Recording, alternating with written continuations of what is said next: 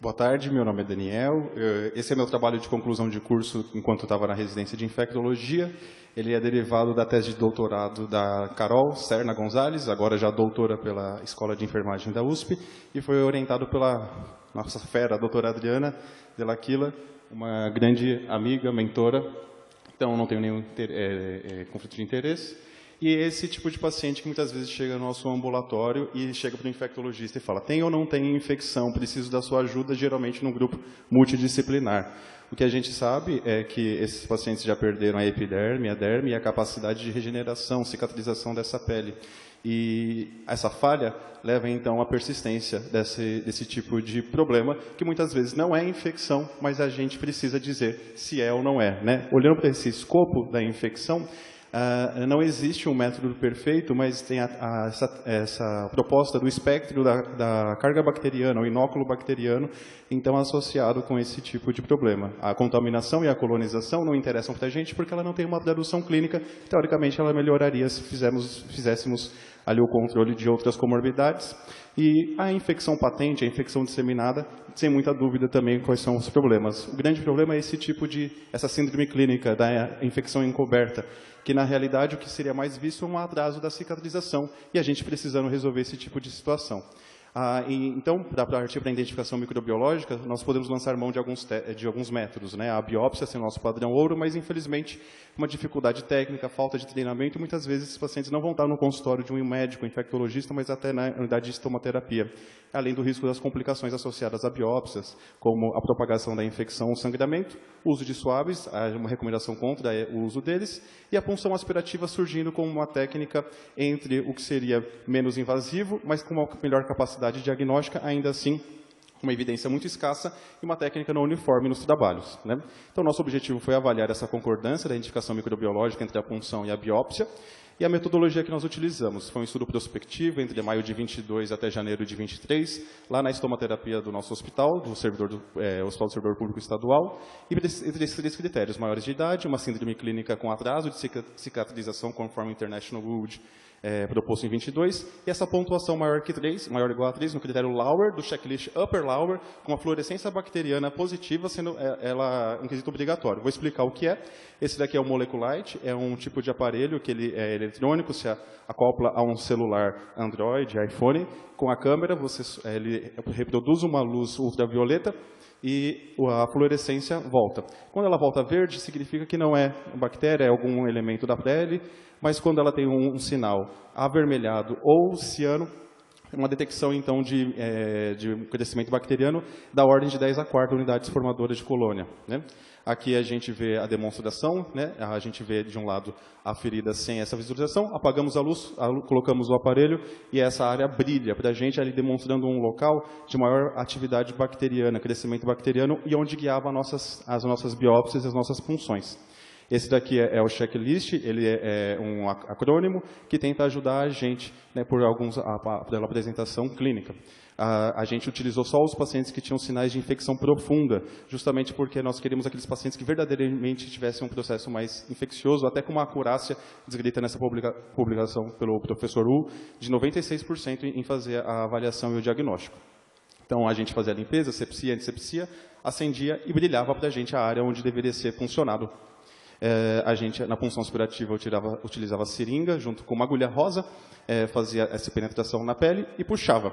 A gente diluía, então, em 10 ml, colocava 5 ml num frasco de hemocultura e de aeróbios, depois anaeróbios, e fazia o teste de antimicrobianos pelo BRCast. A biópsia tecidual era uma punch biopsy, acondicionado num coletor, envio para AP, era homogeneizado, depois colocado em culturas. Análise estatística, as considerações éticas e os resultados, né? A nossa população mais idosa, 70,4 anos, com até um máximo de 100 anos, né? As principais comorbidades muito presentes nos nossos pacientes, e muitos deles já haviam sido submetidos a algum tipo de técnica cirúrgica ou mesmo uso de antimicrobianos justamente para o tratamento dessas situações. Principalmente pacientes com feridas nos membros inferiores que eram diabéticos, né, pé diabético, a úlcera por estase vascular e a úlcera por pressão, e principalmente nos membros inferiores, né, os maléolos, as pernas e os pés. O que a gente vê da microbiologia é que, pela biópsia, esse rol de micro-organismos, principalmente a Pseudomonas e o Staphylococcus aureus nas biópsias, 41% delas sendo polimicrobianas, enquanto na punção aspirativa, quem ganha é o Staphylococcus aureus, a Pseudomonas desce um pouco mais e os Enterobacteriales aparecendo. E diminui um pouco o número de identificados, assim como as infecções polimicrobianas. Quando a gente faz o pool desses agentes, né, somando, a gente sobe o número de infecções polimicrobianas e o Staphylococcus aparecendo, a Pseudomonas, depois Enterobacteriales, mas quando a gente olha como grandes grupos, o Enterobacteriales suprimindo, né, passando os cocos gram-positivos.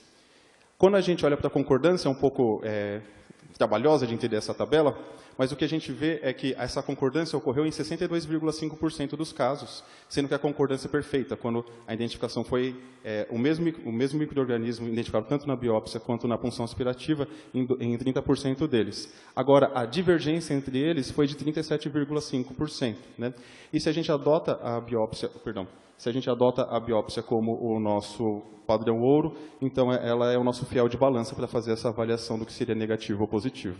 Quando a gente, então, pensa nessa concordância, a gente utilizou o capa de Cohen para fazer essa relação, e essa relação, então, é de 0,3355, né? Uma concordância razoável por esse teste bioestatístico. E quando a gente pensa em concordância na medicina, na bioestatística, a gente precisaria de uma concordância acima de 0,8, que seria aquela que um teste substituiu o outro, que não foi observado aqui. Mas quando a gente pensa em benefícios, a biópsia sozinha fez diagnóstico em 90% desses casos, enquanto quando a gente combinou a biópsia com a punção, a gente subiu para 100% dos pacientes com identificação microbiológica. E aqui um incremento significativo, né, de até 11,1% na sensibilidade. Então, as conclusões, a punção aspirativa não substituiu a biópsia tecidual para a identificação de micro-organismos, mas teve uma concordância razoável, talvez limitada pela quantidade de pacientes, visto que o capa de Cohen ele precisa ter uma observação longa de mais casos para conseguir a gente ter chegar em conclusões mais específicas. Trata de um projeto piloto que vai ser depois desenvolvido pela doutora Adriana em outros serviços. E a combinação biópsia-punção aspirativa complementou, ela não foi de tudo perdido, mas complementou a identificação dos micro-organismos, aumentou a sensibilidade nessa identificação e em situações em que a biópsia seja completamente contraindicada pelos riscos dessas complicações que eu citei inicialmente, talvez ela seja uma estratégia razoavelmente eficaz e segura. E aqui os meus agradecimentos. Obrigado. Parabéns, Daniel. Muito interessante o seu trabalho.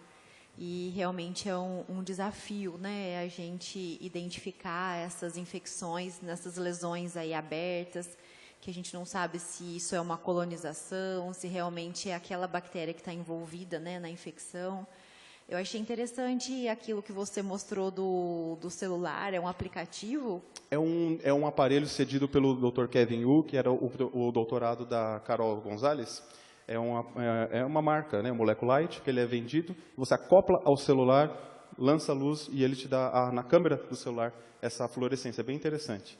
É uma tecnologia que ela é validada por aquele estudo que eu coloquei, de acurácia, mas ainda assim precisando de mais fomento. Muito bom.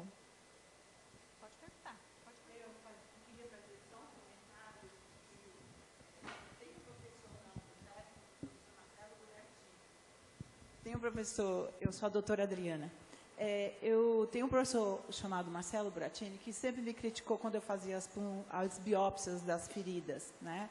Claro que todos nós sabemos que o método ideal seria a biópsia cultura quantitativa com anato patológico, para você realmente utilizar como critério diagnóstico de infecção de pele e planos profundos.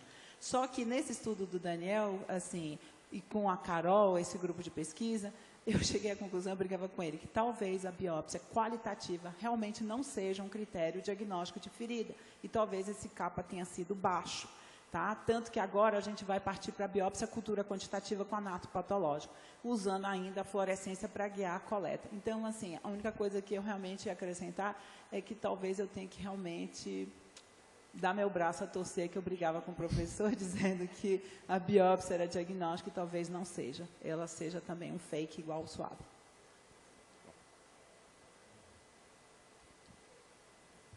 Obrigada.